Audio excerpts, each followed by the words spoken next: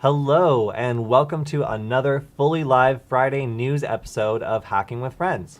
My name is Cody Kinsey. I'm a security researcher at Varonis, and today we have we've got Michael. Hey guys, it's Michael again, and it's been a while since... Cryptozoologist? I'm sorry, let me finish the introduction. We've got Michael, the cryptozoology specialist. So if you have crypto questions, then you can feel free to drop them in the stream this time because we have our best expert here representing the cryptozoology community, or as most people know it, the crypto community. Yes. So if you have any cryptozoology related questions, then we can answer them today. Usually we cannot have those. So feel free to drop them in the chat and we will answer them as best we can. And of course, we will also be answering any hacking related questions as we can and as we go through the news, but we have a lot of stuff to cover today. So thank you for joining us, Michael. We're gonna go through some pretty interesting news pieces. And at the beginning of the stream, I've actually prepared a couple of different tools that we don't usually cover. So yeah, we have a lot to cover. Michael, what are you gonna go over today? Well, I think, here, if I'll switch to my screen already. The story I have that I think is most interesting is some of y'all may be aware of the North Korean internet outage. So, as it turns out, and if we do a throwback to the story we did, I guess it was last year sometime, where a North Korean group was attempting to hack a bunch of hackers and researchers, yeah, and get their tools. So it turns out one of those researchers didn't really appreciate that attention, and so they decided to get their little piece of revenge. As Wired has reported here, what was this hacker's name? It was like 4X something. But anyway, he basically single-handedly decided to take out their internet infrastructure by targeting routers. Now, to be clear, it didn't really affect outgoing internet traffic, but basically all internet traffic for North Korean websites within the country were taken down for a period of like 3 or 4 days. So you could definitely say he inconvenienced some people. Yeah. What a cool act of war that guy committed potentially against another country. Yeah, definitely sketchy. So cyber vigilantism is something that has come up many times, where there are companies who want permission to like hack back, and then there's companies who want to specialize in hacking back and then offer that as a service to companies who get hacked. And this has provoked a lot of debate as to whether or not it's justified to commit a crime against a criminal that commits a crime against you. So in this case, it's I think with North Korea, you've probably hit the one country in the whole world where there's not going to be a lot of debate around this. But if you were to hit some other country other than North Korea, then you could cause a pretty big stir, especially if their internet was actually used to do anything important. As it probably, well, who knows what it was being used for in North Korea.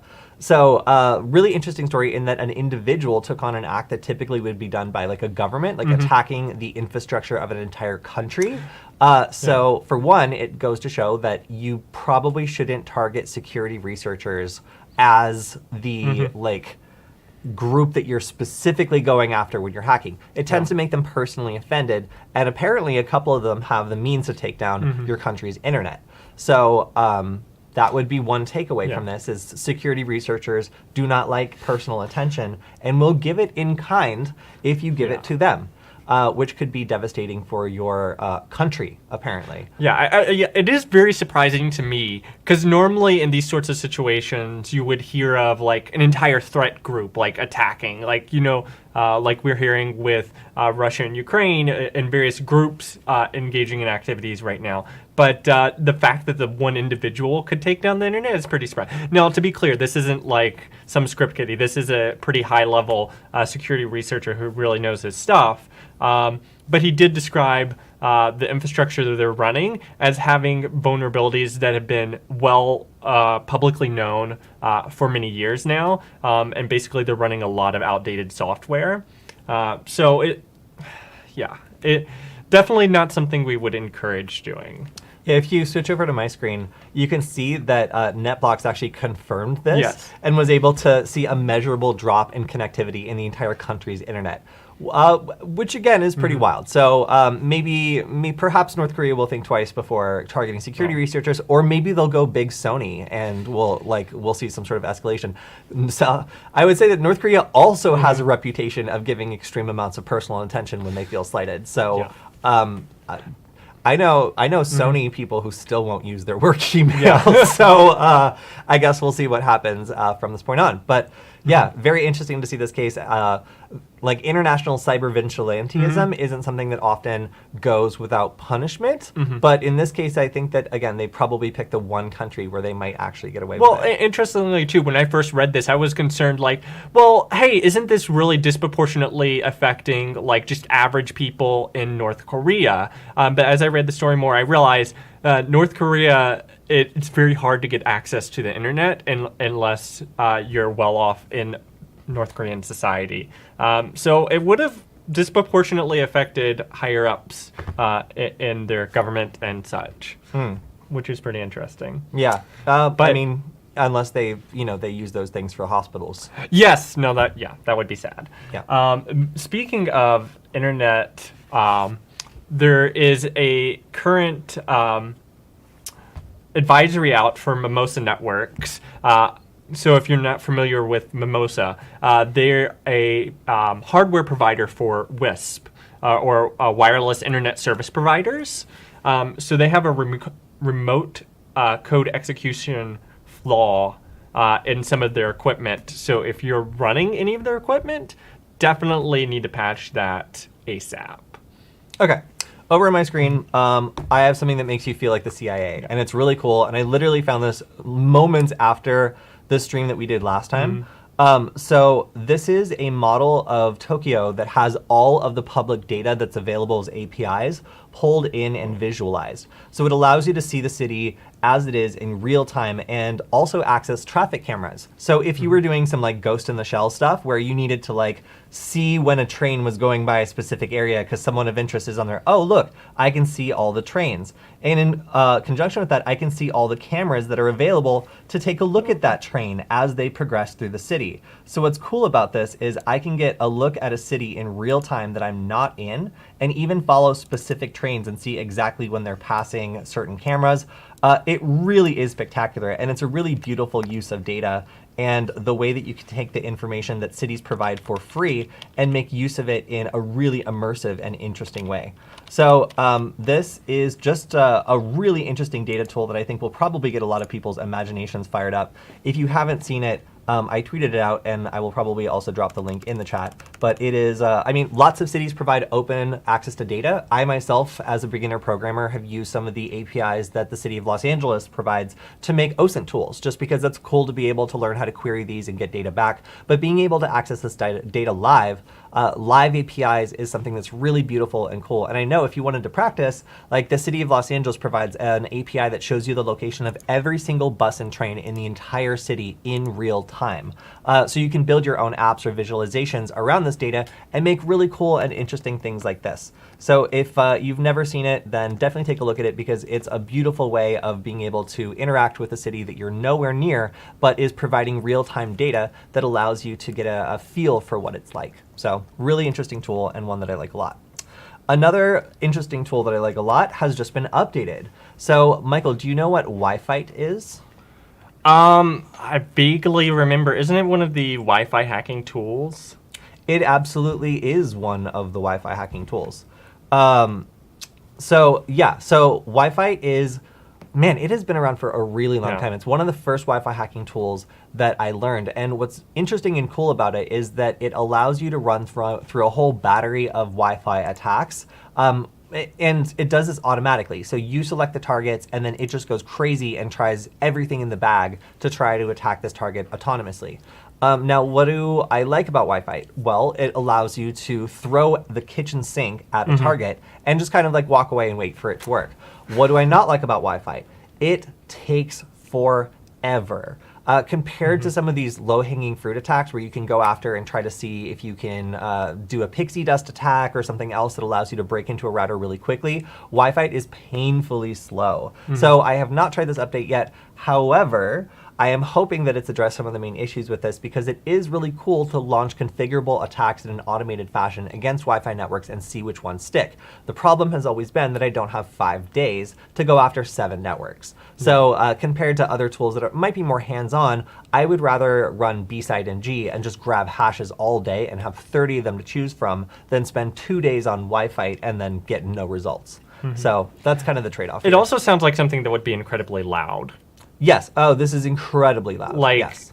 I wonder would like just a something simple like the deauth detector like even pick that up? Because I'm assuming it's like throwing a bunch of deauth frames definitely, and doing all definitely. kinds of Yeah, this is going to get noticed by everything. So we have a deauth detector that works on our Wi-Fi Nugget that like lights up anytime a deauthentication packet is sent, and also allows you to see what types of packets are being sent overall. So you would immediately see weird packets going out like deauthentication, disassociation, and like all this other stuff, trying to grab hashes, kick clients off of the network, and stage the attack. So yeah, you would definitely see some attack behavior from this for sure. I mean, if I was going to develop a filter against this, I would say if you see deauthentication packets and then suddenly a new device joins your network that you've never seen before, somebody probably cracked your password.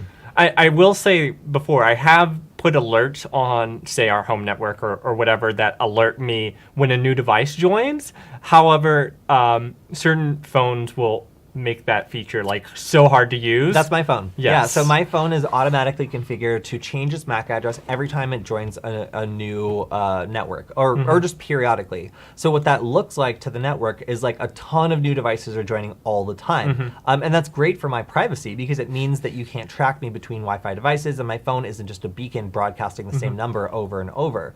What is bad about that though is for people like Michael who are trying to limit the number of devices that are on our network, it becomes almost impossible because there's no unique identifier that he can use to identify my phone as not just like another random pixel that's joined the or network. if I try to like MAC filter and say like only devices with these MAC addresses can connect to the network. Like that's not a good security practice, or it's not the best security practice, but at least it's a precaution you can take. You can't do when something like that. Yeah, it just doesn't work anymore. But so when I'm not done with my list of resources. So hey, don't you love it when an exploit, a critical exploit that gives you root, is so short that you can just tweet it?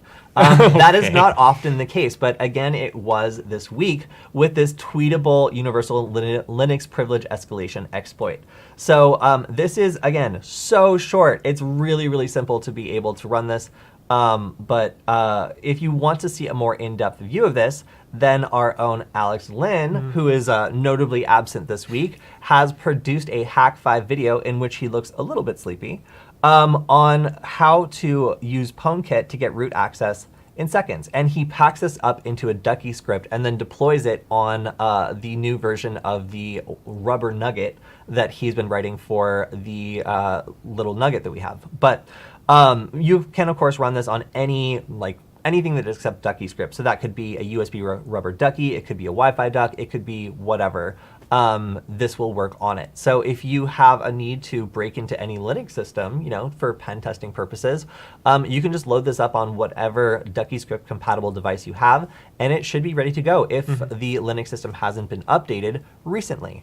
And of course, this only came out last week, the week before. So this is a pretty extremely serious bug that allows you, if you have access, to instantly get root. So obviously this is one you want to patch against, and also check out to see how simple it is to package this into a deployment vector.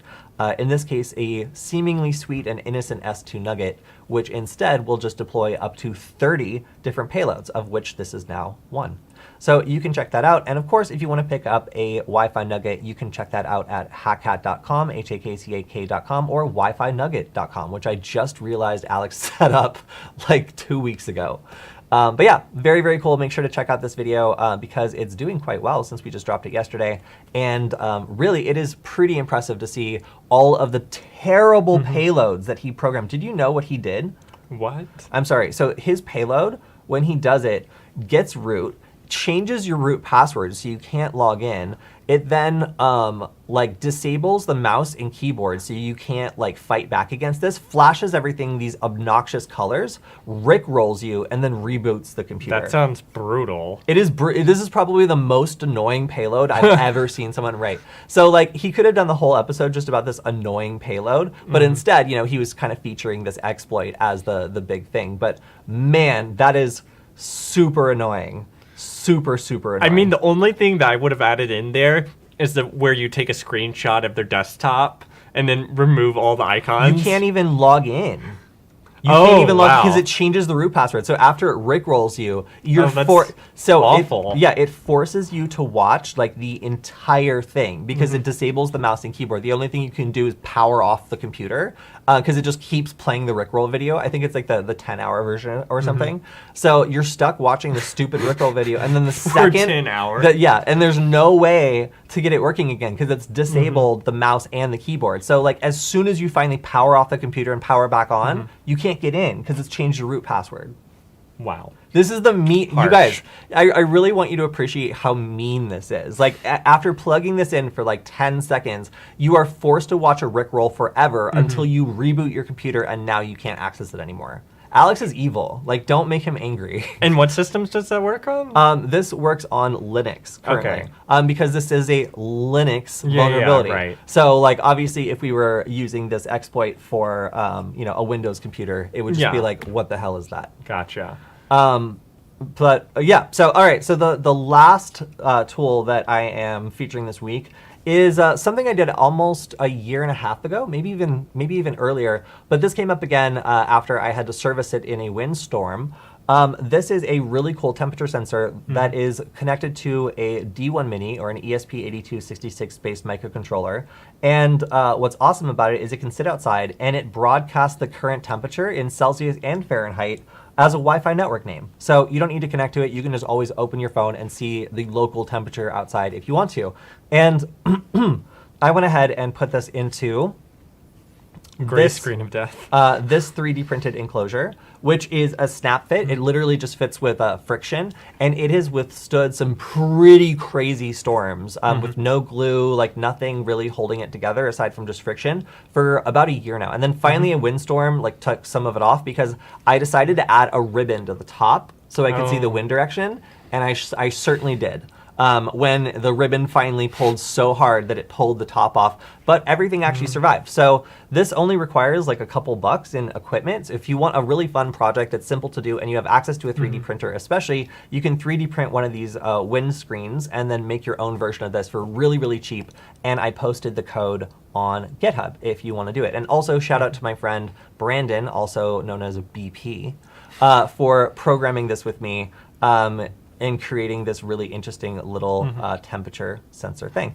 So you need one part for that, a BMP 180 sensor shield for the D1 Mini, and they're really, really cheap. You can find them for just a couple dollars. So if you're looking for a fun project, this is something that definitely lasted a really surprising amount of time out just in the elements. And you can add all sorts of cool stuff like a wind sense, speed sensor, and other things, which I haven't done yet, but really cool project, very cheap, and works a surprising amount of time for how cheap the components are. Yeah, it's pretty cool, like just when you're going to change Wi-Fi networks, just seeing the outdoor temperature. I always forget it's there, and then you look at it and you're like, it's 1 degree outside. Yeah, and what I've done also is because it's constantly broadcasting this SSID, I've built a little like logger in MicroPython that just sits there and reads it and tells you the current temperature and then whether it's going up or down. So it tells you the trend over like a period of time. So you can build a receiver that just listens to that Wi-Fi network and then tells you like the current temperature, and then it can even like graph it and show you like what it's been over the last hour, so you can see if the temperature's going up or down. It's really cool because you can do a lot of stuff with the data. It's just kind of a sensor that I've, in the laziest way possible, made broadcast data because I was just like, why bother to connect to this to get the data? Just make the SSID the data. Have you thought about adding like an SD card for data logging? Why? Well, the whole point is that it's wireless. So like, you know, on the receiving end, maybe, but like I could just write like a Linux program also that just pulls it and then like puts it on a screen too. So We could also look at integrating MQTT so it sends message, but it would need to be attached to our network then. yeah, but I mean, who wants that? Yeah. Yeah. Anyway, All right. on my screen, I have sad news for all the lonely souls in the world. Romance crime, or what are they calling it? Yeah, romance scams are on the rise and have resulted in Americans losing $500 billion in the past year, which is up something like 60% since the previous year.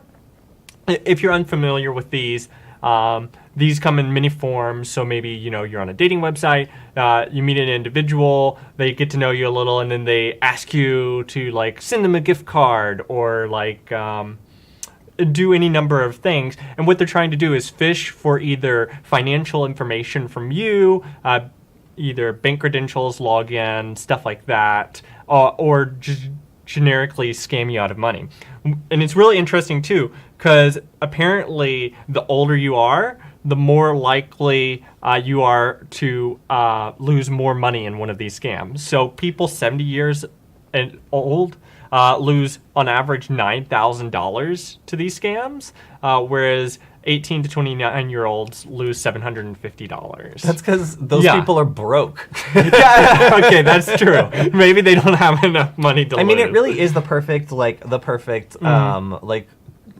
kind of intersection of vulnerable attributes where you're older, you're lonely, you have some money, you might not be as aware of like current scams or like what's legitimate versus what's not legitimate. But I mean, it's not just old people getting caught in the scams. Right. If you switch over to my screen, I mean, Michael, did this happen to you? I forgot about this. I seem to remember there being a Roomba that was messaging you that was not actually the Roomba that it was pretending to be. And I remember it was at a certain point sending you some pictures that were pretty, Whoa. Yeah, exactly. I don't know if that's appropriate for this stream. Yeah, so I mean, anybody can be catfished, and it could be part of a larger romance scam. So I mean, it's not just old people that are losing money. It's just old people that have money to lose.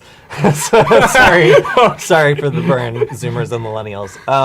But yeah, no, in these cases, it does seem like anybody can be the victim of these sorts of scams. So these sorts of social engineering attacks also don't need to be sophisticated. They can also be tied to leaks. Yeah. So a lot of times if you can get someone's personal information and approach them in a way where it seems like you know them, or you can look them up in breach data and learn more about them and identify them as an ideal target. I mean, that's the way that a lot of these people could be targeted. You can find them on Facebook, you can find them on other places that they are. Once you find their data, or you find out that they have a certain amount of money, or that they should have a certain amount of money from any one of these data breaches, like that huge, wasn't it like the Equifax data breach? Yeah, that was a while back. Like lots of credit information floating out there. And for people who are vulnerable, lonely, like they might not know why someone suddenly adds them on Facebook and is giving them all this attention. But it could just be because some scammer found out that they have like a fat inheritance or like some other amount of money that like they have to lose.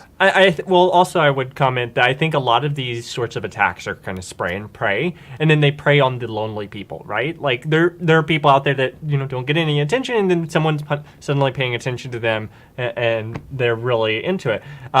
But the FBI provides some interesting advice here on how to spot. So the first one I really agree with. I like, basically if someone you've never met before in person is asking you to send them cryptocurrency or for gift cards and stuff like that, you might want to be a little skeptical.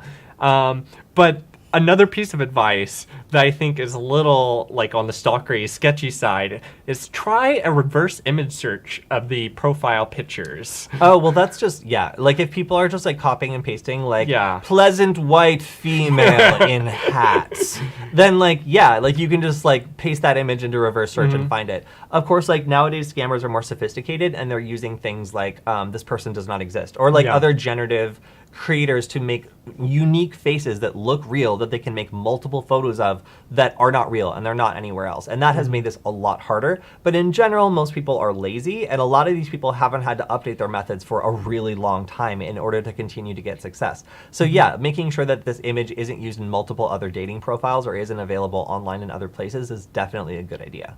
Yeah.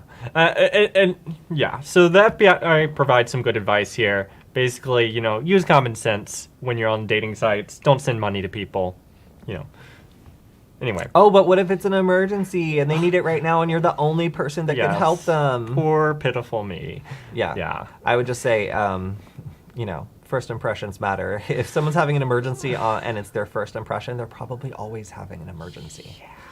But anyway. You got the news story? Yes, sir. All right, so switching over to my screen, the United States government seized $3.6 billion of cryptocurrency, which I will point out is not real money, but still is a lot of it. So what's interesting here is this was tied to a theft that happened almost, I think it was a little over a year ago, and the people that were caught up in this are truly hilarious. And that is really like not only the number of of the amount of money recovered is remarkable here, it's also remarkable who was the people kind of left holding the bag on this, because it looks like they tried to launder this money while also living ridiculous lifestyles. So I'm going to shy away from the details here. Yes, money was stolen. It was the largest cryptocurrency seizure ever. I just want to point out this fact that I don't think anybody else has been reporting on. I think I have a link that could be exclusive to this show. So I just want to point out the results of my investigation, because as you know, I help train reporters and I myself conduct investigations. And this investigation, I feel like I've tied together something that no one else has. So let's take a look at what I've found here. Just hear me out. Hear me out. What? This is the couple that stole the money. Okay? So, I'm not, I'm just saying that there seems to me that there could be a link here. Let's look at them. Oh, okay, fine. All right, that's all we got. But it doesn't sit right with me. Something's up. Right? Also, Disney's been trying to tell us for a decade. What's with the frog? It took me a good couple times of looking at this picture to notice that they're proudly holding a frog like it's. I'm sorry, that's a toad? Sorry. Okay. Oh. Sure. But yeah, so this is the couple who took the money, or are accused of taking the money, and aside from their links. Yeah. To possible crime that I'm reporting on, it seems as though they also had a side career as a surrealist rapper. Whatever you're thinking in your head that means is probably pretty close to what it is. So I'm not going to waste time on our cybersecurity show looking up the TikTok account of this lady. But if you want to see some of the truly worst TikToks absolutely out there, then please check them out. My favorite part is how she posts videos about how to start your company with no outside financing at all. Yeah. And it's like, gee, I wonder how you did that. That's so crazy how you just created your own business with no outside financing. Is there a secret that you could share? No? And to just save you some time, the secret that she shares is not steal billions of dollars of cryptocurrency and attempt to launder it. It was other stuff. So yeah, if you wanna have a wild ride, please check out the music career of these criminals, and then also the TikTok account, which is still up as of yesterday. So I haven't checked it this morning, but I think it is still up, to see the lifestyles of the kind of people who steal billions of dollars of fake money and then live colorful lives and careers off of it. Interesting story, interesting people, interesting decisions. Okay. Over on my screen, so there's an APT, modified... a what? APT? Oh, like creating energy in cells? Advanced Persistent Threat Group? Got it. Okay. Called Modified Elephant. And apparently they've been kind of staying under the radar for the past decade, operating since 2012. And they've been specifically targeting human rights activists, free speech defenders, and academics in India for quite some time. Now, up until now, there had been a number of these orphaned attacks, unattributed attacks. But recently, a group was able to correlate these attacks together. And it's believed that this might, in theory, be a state-sponsored group, as there is a strong correlation between the interests of the Indian government and suppressing these freedom of speech people. But yeah, it's actually really interesting too. They weren't even using anything particularly sophisticated, right? They were using keyloggers and tools that date back to like 2012 here, virtual basic keylogger. And it hasn't changed in over a decade. Apparently, it's so outdated, it doesn't even work on modern, like, updated operating systems, right?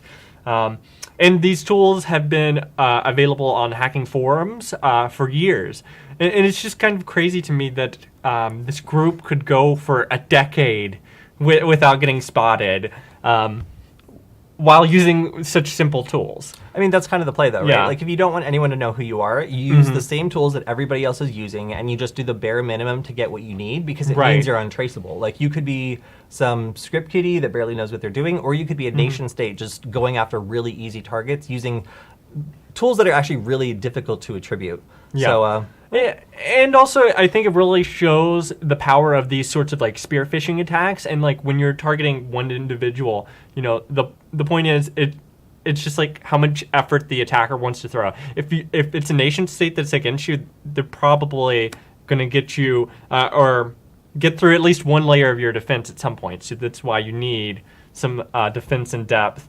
And to make sure all your stuff is up to date. And while you're using the most up to date operating system, you may be like, oh, I don't need this new thing. What I have is working fine. But for all you have a keylogger on there that's been there since 2012. All right, so over on my screen is a little bit of history. So I have been working on the Wi-Fi Nugget project with my friend Alex now for about 6-7 months, and the number of evolutions I didn't really realize that it's gone through until we kind of laid them all out is pretty amazing. So we started working on this project as this hack-at design over here, and eventually evolved it through a long cat design all the way to the Nugget and through to the current case that we have today. But this was 17 iterations. And for anybody who's considering making their own hardware, this stuff is really fun to make. It's really cool. But in order to get it done, we have to have all sorts of layers of quality control. We have to have people checking this. It's really become a large operation, even just satisfying like 100 of these. So as you can see, we've employed some of the best supervisors available to make sure that these products get made to a high standard. And if anything is not done correctly, our supervisors are not worried about stepping in sternly and making sure that the product is perfect. So just know that we have a top-notch team here of friends and experts who are working on this, and it's really been a lot of fun to make 17 different versions of this cool thing and get feedback and continue to make it better and better every day. So just a shout out to everybody, including our hardworking supervisors who have made this project possible. It's really cool to be able to make things like vulnerable applications to hack and all these other like interesting security tools. That's all made possible by people that have supported us. So just want to say we're 17 iterations deep into this. It's been super fun along the way, and we have lots of new cool things coming out that are security focused. So thank you for that. And something that we mentioned also a while ago when we were talked about the privacy implications of AirTags. So Michael, what are AirTags? AirTags are Apple tracking you. Okay, yeah, so sure. So AirTags are Bluetooth beacons that use every single iPhone around you as a sensor network to find out where they are. So the idea here is if you have something that you've lost, then congratulations, you can find it again. And there's some safeguards built into this, like an annoying little noise that it makes if it has been disconnected for too long that's supposed to let you know where it is. However, I pointed out it's very easy to disable this by just breaking the speaker, because these things can just be opened up and modified. And people have been finding ads for silent AirTags, which are just a regular AirTag with the speaker opened up and disabled. So, I mean, it didn't take long for this exact problem that I mentioned to actually manifest. And what's interesting also is if you have an Android phone, you currently have to open up this clunky application that will temporarily scan. It's not totally clear if you're acting as a sensor for their stupid network while you're doing this. And then you only get results for devices or AirTags that have been away from their owner for a certain period of time. So it's still pretty limited which ones of these devices you can see. So right now, the solution is still not in place to prevent these from being used to track people. And it is possible for people for 55 pounds, I guess, to buy just an AirTag that's had its speaker disabled and use it for nefarious tracking purposes. So especially if you have an Android phone, this is still a very real concern when it comes to low cost and affordable surveillance, because the disabled speaker version of this with an Android phone is just not going to alert you in the ways that Apple is purporting that it should. So spooky to see that in the wild. And again, did not take long. Yeah, I was gonna say that when I see like advertisements like that, that's what makes me like lose faith in humanity sometimes. It's just like, not only they have to know what they're doing, and they're doing it and actively selling it. It'd be one thing if a researcher, did this and was like, hey, this is trivially easy to do. In theory, someone could be doing this for bad purposes. But then to like go around and then like sell that. Oh yeah, it's the only real difference here between like a lot of the ways that this kind of stuff is usually deployed is like they're not coming up with a cover story like don't wake your sleeping baby with this thing, and then if it crawls away you can find it. It's like they'll find the most innocent possible use case while making it clear that this is just for stalking someone. Yeah. All right. Days. Okay, so what's a botnet? A botnet is a bunch of infected devices that respond to a command and control network in order to coordinate attacks or other actions. Yes, and so Fritz Frog botnet has been growing extremely rapidly over the past month. Researchers really think that this is kind of the next generation of botnets. So specifically, it's targeting internet accessible SSH servers, and like brute forcing them and gaining access, and then using those as part of its botnet. Now, what's really interesting is, so they're using Golang, cool, but instead of having a command and control server, they don't. They do it all peer-to-peer. So, okay, I'm not fluent enough to completely speak to how that works. But they're basically using the same kind of like torrent software, I guess, or some peer-to-peer software to make it so they don't need a central management server. And then also what they're doing is they're taking traffic and routing it through the Tor network to provide additional layers of obfuscation and to conceal what they're doing. That's with these cool. attacks. That's kind of cool. I mean, I guess if you had like a generative system for identifiers, then you could like be able to identify other links on the network, like if you knew explicitly where they were going to be, or if it was done in a programmatic sense. But like that's kind of I mean, it's definitely like. Right now, one of the biggest problems for malware people is setting up a C2 server that doesn't get taken down because it's easy to monitor. You suddenly have all these connection requests going to a single thing. Like it's very hard to hide against this. So going peer-to-peer like could work like until someone reverse engineers your stuff and then like is able to generatively like take all the slots of like things that should be there and like deny your denial of service attack. Right. Yeah. Or something like that. So they are using a completely proprietary P2P protocol. I don't know what that means exactly, but I imagine that will be reverse engineered fairly rapidly. I imagine you could easily set up like a honeypot SSH server, wait for it to get infected, because if it's spreading, 10 times in a month, like I would imagine that growth is just reaching out there and grabbing every SSH server that it can possibly find on like Shodan or some other tool like that.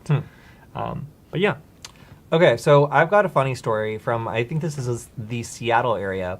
So people were driving around listening to NPR, as they do in Seattle, and certain owners of 2014 to 2017 Mazdas suddenly had something happen. So their entertainment system started rebooting over and over and over and over and over. And it forced them to listen to the same radio station permanently.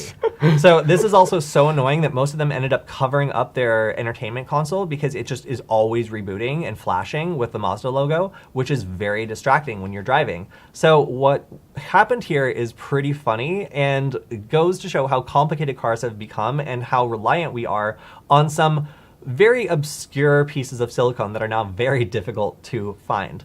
So what happened is the NPR station actually sent out a bit of radio, like HD radio data that includes album art. So typically what this will do is they'll send like a JPEG or something along with the music in the stream as a data object, and this is received by vehicles and displayed as the album cover. Now, for some reason, Mazda had some software running on their entertainment system that allowed it to just execute whatever file was sent to it over the radio. And this was a problem because it tried to execute a file that didn't have an extension. Because unknowingly, the NPR radio station sent an album cover that hadn't been properly named and didn't have a file extension. So the Mazda computer choked on this file extension and rebooted continuously, forever, corrupting the data on the unit that controls the entire entertainment system. Now, what this means is that Mazda owners will need to wait for these parts because they do not have the supply to address this problem. And as you might know, we are currently in a silicone chip shortage, and it is very difficult to produce new chips or even old chips on any sort of reasonable timescale. So if you were to execute an attack against these sort of chips on a broader scale, let's say that, I don't know, someone hacked a radio stream across the country to broadcast this malicious non-JPEG, you would effectively cancel out the benefits of owning a modern car for like thousands, maybe tens of thousands of Mazdas. And it would be impossible to replace this extremely expensive, we're talking $1,500 part that nobody can get right now. So a very wild story in this case of just, again, how complicated these vehicles have become and exactly like what happens when they are not set up to be resilient against data that can corrupt them. So I will drop this. Oh, weird notice you blocking us. Yeah. No, I'm going to keep doing that. So is there a patch for this, though? No, there is not. There's no patch. So this is like an embedded software, I guess, that like it doesn't seem to be able to be patched.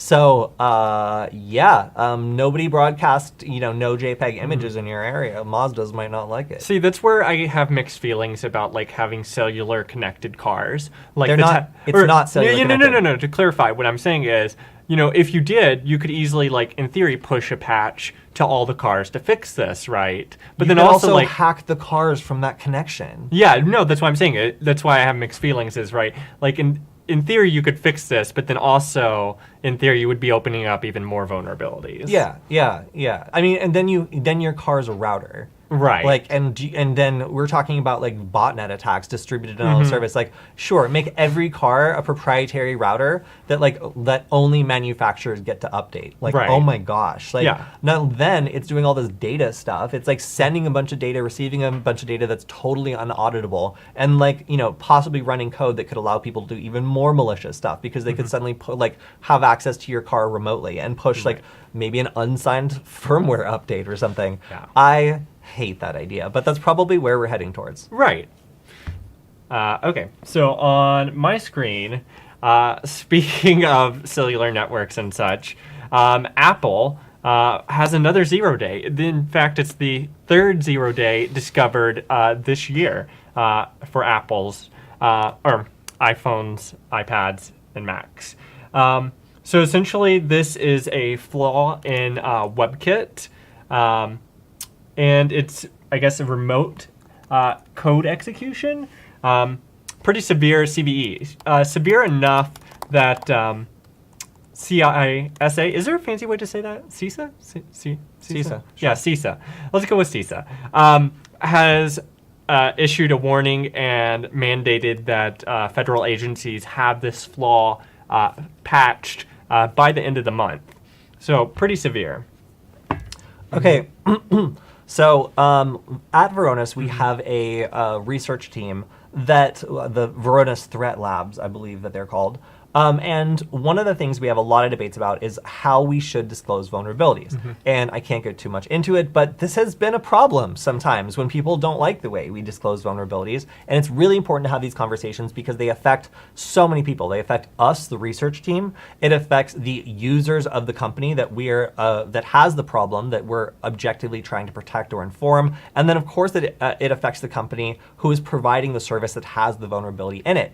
Now, this has been a delicate dance for a long time, and often vendors have dominated the platform here and kind of dictated terms to others by threatening to sue. But fortunately, companies like Google, who have massive amounts of resources and their own research teams, have brought in a what I consider to be a better standard for disclosure, meaning that these companies are forced to react in a way that protects their users rather than protecting their own stock or their own reputation when really bad bugs are found, by having some of these standardized reporting procedures that are basically mandating a certain period of time to try to get a fix, which means these companies can't just sweep it under the rug, ignore the problem, because eventually this is going to come out. So it turns out that people patch faster when you make a big fuss about the problem.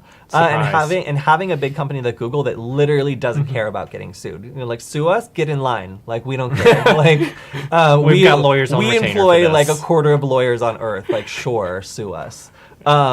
So it turns out that yes, if you commit to a shorter timetable to release this vulnerability and document it and like and really make sure people know about it, vendors have no choice but to react more proactively in a way that actually does protect their users. So if that is really what we're trying to do here, and we're trying to protect users and we're not just trying to make sure the company affected doesn't get angry, then making sure that we have a very clear expectation for what is the industry standard for how we're releasing these vulnerabilities, letting people know about them, and how we're communicating that to our partners, like, that's really important. And Google's doing a lot to kind of set a standard that protects users rather than values companies who might not have users' best interest at heart and instead be more worried about their bottom line. So I think this is a positive for the industry, because although it's putting more pressures on vendors, that's good. A lot of these vendors undercommit resources to fixing these things, and as a result have even worse problems down the line. So I think in some ways these sort of standards are protecting vendors from themselves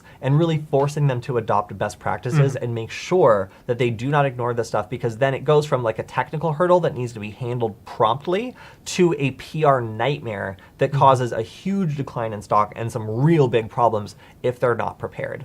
So yeah. And something else I found interesting on this story too is basically how long it took different organizations to patch these flaws. And so Linux, Mozilla, and Google were all very fast in getting these patches out under the 90 days. So normally a 90-day time frame is given to get patches for these 0 days out. And they all fell under that timeline most of the time. So, you know, when you're going and looking for what software you want to use, you know, that's something to consider in that calculus. would you look at Linux? Yeah. Linux average days of fix 25. That's wild. Yeah. And they had like a good amount of bugs too. So, I mean, I guess if you're looking for an example of organizational efficiency, look no further than Linux. But other than that, I would say Google's doing a pretty good job at closing out bugs at 44 days. So I guess they're trying to set their own standards. So it would look pretty bad if they were the worst. But man, what is going on at Oracle? Yeah. Oracle, Microsoft, and Samsung were some of the slower ones. Please don't quote me on this. And again, I have to say this is an independent show. These are all our opinions, not anything official. I'm just saying, like, I'm not surprised by Samsung. I don't know why. I just feel like they take a long time to fix bugs. Who knows why? Probably because I owned a Galaxy S6. But yeah, so I mean, this is just a really interesting story in looking at how these sorts of pressures have affected the industry and how they actively benefit consumers. Imagine, you are a user of a Google product. You know that a 0 day is only going to be around for, about 44 days, which still, it sounds bad when you say it. But if you compare it to 109 days, it sounds pretty good. Right. So, like, you are only going to need to wait, an average of 44 days to make sure you're protected once this is disclosed to the company. Which, I mean, could it be better? Yes, but still, it's good to be able to take a look at, how these companies are doing, and as a user, what you can expect from them. So, if making sure that your stuff is secure is a big priority, which it should be for you, then knowing kind of the report card for these companies at how they're doing to protect you from some of these really big vulnerabilities that are disclosed to them directly the correct way by bug bounty programs, like, you should know. And I think that forcing this number to continuously go down and be less and less time that you are exposed and vulnerable as a consumer using these products, I think is a good thing. And that's why I really support this sort of standard being out there, and I hope that more people can adopt it. Yeah, the number I would be interested in seeing on top of this, though, is, okay, this is how long it takes to get the patch available, but then how long does it take for the majority of people to implement that patch? Because I'm afraid that number would be a lot longer than any of us would like. As the previous story indicated, of like stuff being from like 2012. So pretty sad days. But I have another story, and I think it might be one of the last stories we're able to do. But FBI is warning about the escalating use of SIM swap attacks. So do you know about SIM swap attacks? SIM swap attacks is when somebody calls the phone company and says, hey, I want to add a new line. Can you switch this phone over to this? Here's some data that I found on the internet. My dog's middle name, it's this. Okay, cool. Right. And then suddenly you can reset everyone's 2FA codes to their cell phone account, which you have now ported to your phone, and you own everything. Yeah, it's sadly very simple to pull off, or at least straightforward to pull off these attacks, especially with the prevalence of a lot of security questions being the type of security questions that a little OSINT can find. So a lot of these attacks traditionally are targeted at higher net worth individuals or individuals with very large crypto wallets. So like. Yeah. It's okay, it's fake money. Yeah, so like historically speaking, cryptocurrency has been like a prime target of SIM swap attacks, because basically the only defense you would have is you'd have this online exchange, an online wallet somewheres, and so you'd have your password and then a two-factor, usually your phone. So by figuring out a little information about you, then calling up the phone company and switching out, they could potentially, they've robbed multiple people of millions and millions of dollars of, Bitcoin and other cryptocurrencies. But we're seeing these sorts of attacks grow in prevalence and expand out even to, a more traditional banks as well. So definitely spooky stuff. There's a number of easy things that you can do to protect against this, though. Like you can add 2FA token app, so like Google Authenticator or something like that, as opposed to just an SMS text that you receive to your phone. Yeah, you should use apps if at all possible, or if you're really paranoid, a physical hardware key. Yeah, and, in good news, these don't go unpunished, right? So Spain was able to track down one of these SIM swapping groups because they were attacking bank accounts, and despite their efforts to like go through multiple banks and go through various like online platforms, they were able to track them down. So these crimes do get punished. Sometimes it doesn't feel like they're fast enough, but it does happen eventually. All right, so gonna go through some stories kind of rapid fire. First up, we have Microsoft fixing a Defender flaw that lets hackers bypass antivirus scans. So how does this work? Well, unfortunately, there was this little configuration file that allows people to access which files are included in scans and which files are excluded from scans. Now, obviously, it's not a good idea to let anybody modify this file, but for some reason, Windows was doing that anyway, which means that attackers could simply identify the regions that were not being scanned and drop malware there, or modify it to include new regions to not scan, and then just put their malware there, feeling secure in the knowledge that their stuff would never be scanned by Windows Defender and thus never detected. So that means they don't need to obfuscate. It means they don't need to use anything fancy. They can just use some pretty standard stuff and completely evade the detection that would automatically happen if things were working normally. So again, this is a pretty dumb bug because it just means you can edit the configuration file that shows you where to scan and where not to scan for Windows Defender. Having this be a little bit more locked down is definitely a good idea, and patching this has disabled this attack for now. Moving on, while I was on a trip over the weekend, I had Alex, my friend, contracted really, really bad migraine and just was not able to do anything for several hours. And also, the light was really blinding him from the phone, so he couldn't really look at it. So I was just like, what kind of device would you... He needs Life Alert. So I turned the Wi-Fi Nugget into an impromptu Life Alert. And unfortunately... I had to use Arduino because CircuitPython doesn't allow you to send emails, which like floors me. Like, why not? Like, come on. But Arduino does. So I made a Wi-Fi Nugget that when you press down, automatically sends a text message. And I did this just by like getting the SMS gateway, like email address for my carrier and then just sending it there. So if you just like text yourself to an email account, then it'll give you the email address you need to send yourself a text directly from email. So I just set this up so when you press a button, it just says, there may be an issue with life, please check. So like I know that, maybe Alex like fell out of bed and hit his head on like something and just struggled over to the Nugget and pressed the button.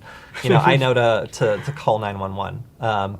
So if anybody's interested in this project, please let me know, and I will release it. It was such a hassle to make. I feel like it shouldn't go unmentioned. But you can send emails from little microcontrollers, which is pretty cool, and you can pre-configure them to send like messages with buttons. So I figured, like, if you want to make a life alert that stops working when the Wi-Fi goes out, then here you go. I feel like that would actually be a cool device to have, like a Wi-Fi panic button. That's what I'm saying. Well, it just like so. When you're like under Wi-Fi hacking or attack or something, you just press it and then it like unplugs the router. Okay, or it could blow up the router. Yeah, or it blows up the router. You know, that's a little more violent, but whatever works. You know. All right. So one thing that I actually did a whole presentation on is hacking computers with Office macros. This is incredibly popular because it allows you to embed scripts or code or all sorts of malware things inside of a Office macro, which when downloaded as a Office document of some sort will just prompt the user and ask them if they want to enable scripts. And this is not very clear in how dangerous this is. So most people would be like, yeah, show it to me, especially if there's some other element that says, in order to view this document, please allow macros. And then it just hacks your computer and does a bunch of bad stuff, depending on what the person has in store for you.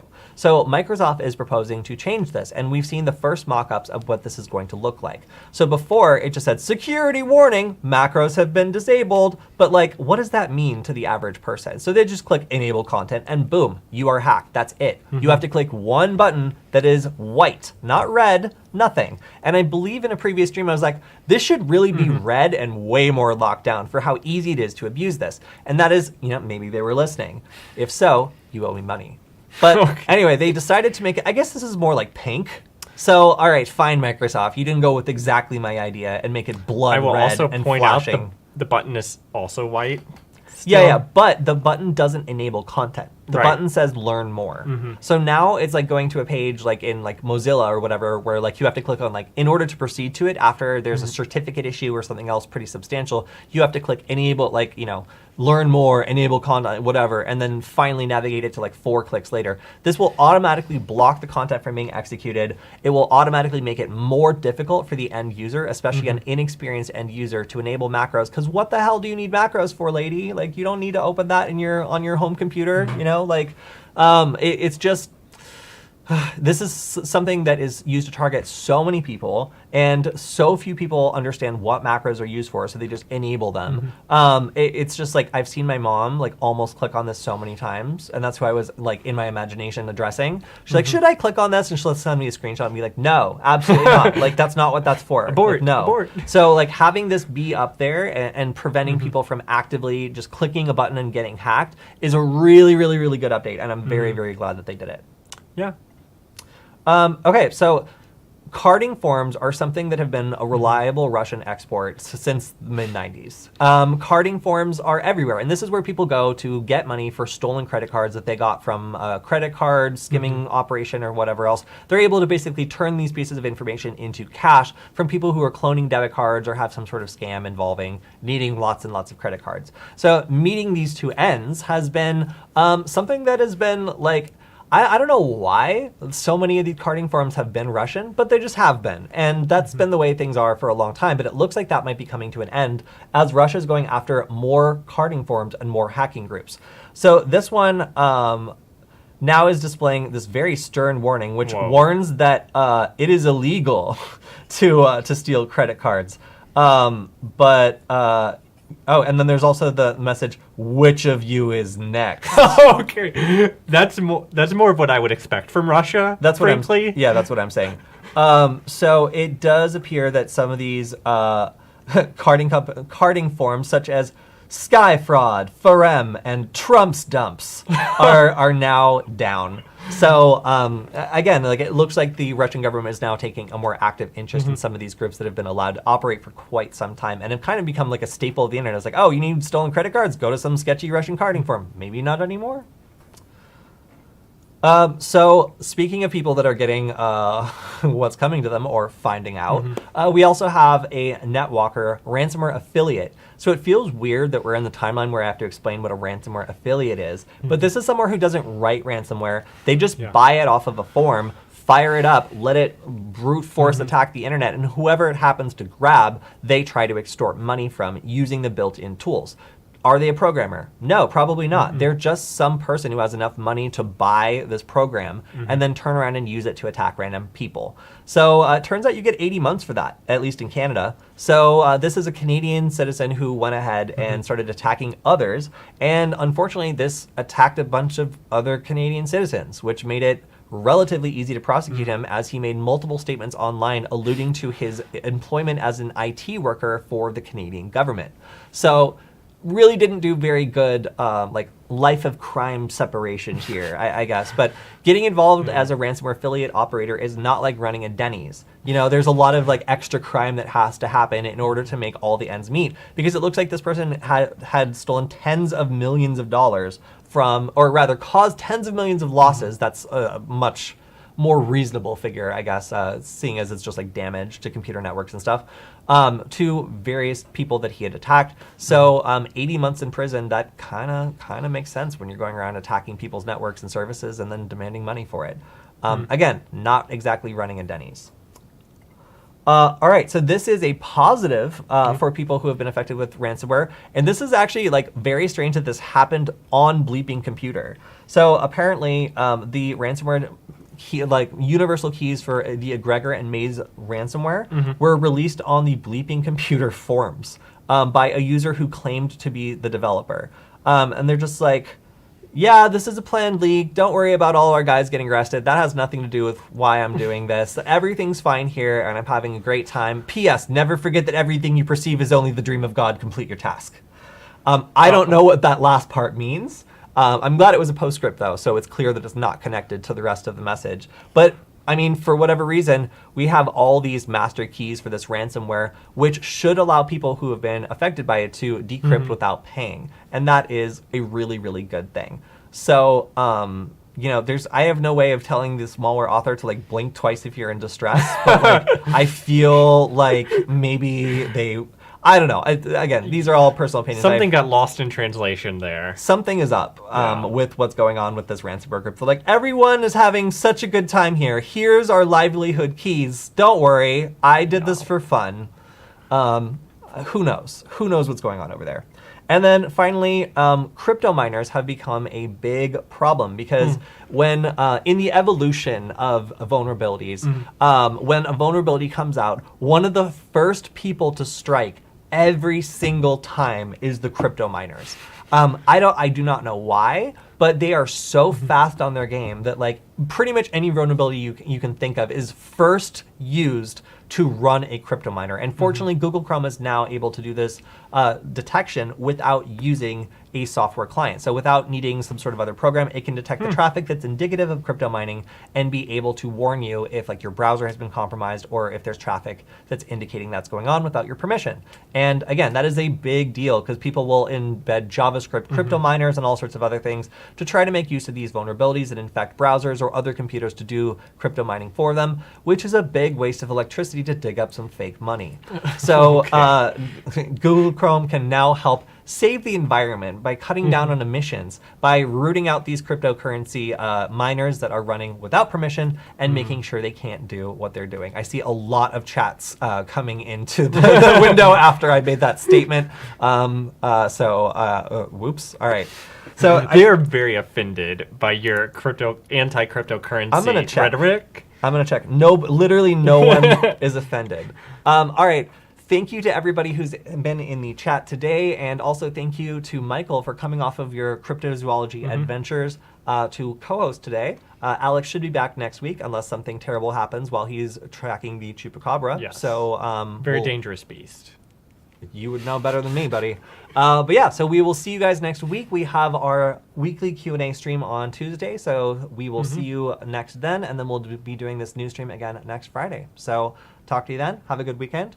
See ya.